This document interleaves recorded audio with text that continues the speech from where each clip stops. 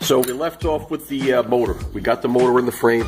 As you can see, it's a really nice tight line. Okay, you barely notice it. What I do is I just get a little nail polish and I just put it in the crack there. Okay, and what that does is it seals the paint up. But in any event, okay, so now we're moving on to installing our stator kit. Okay, now this motor only has like 9 miles on it, so it's basically a new motor.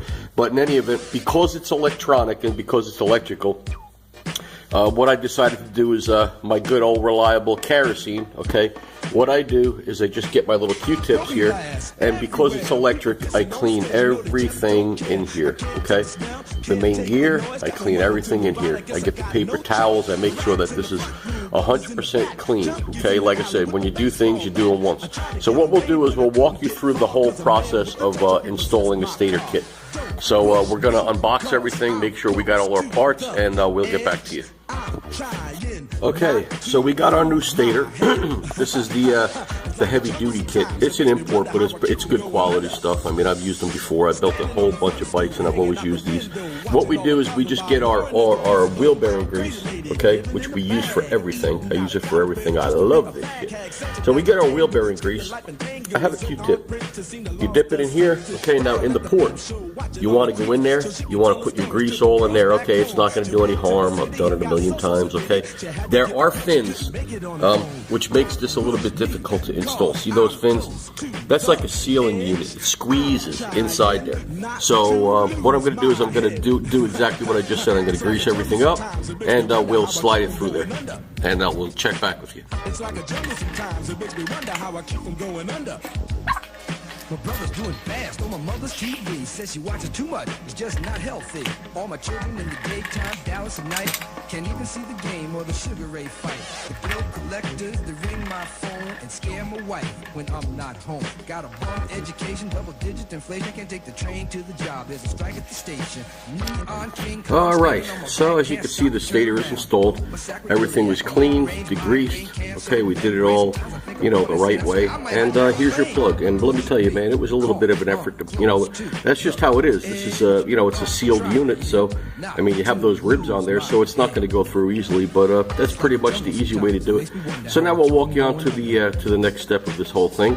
Applying Loctite, torquing everything down correctly, and we'll put the cover on and we'll walk you through that. Another thing I wanted to point out, especially for the Evos and for the Harleys, there's a retaining screw right here. You want to go real easy on that, okay? You only want to hold it in to snug this down.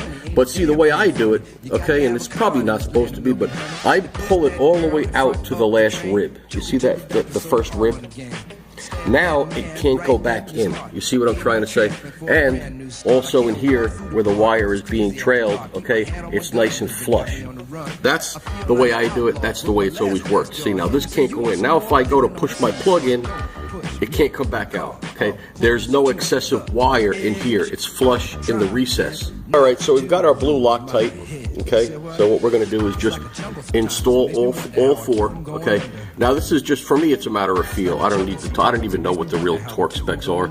It's just a matter of feel. You know, cast aluminum has a certain feel. Steel has a certain feel. You can just feel when you torque down, you know, and like I said, these type of things here with the Loctite, you really don't have to monkey it. So that's pretty much it. And then we'll pop our stator cover on. All right, so now we can install our rotor cover, okay?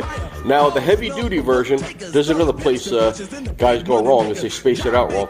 The heavy duty version, okay, has the spacer incorporated in there, so you pretty much just pop the cover on.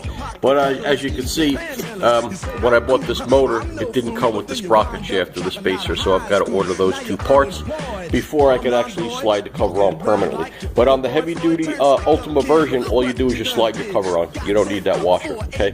Like I said, it's incorporated in there. So that's pretty much it.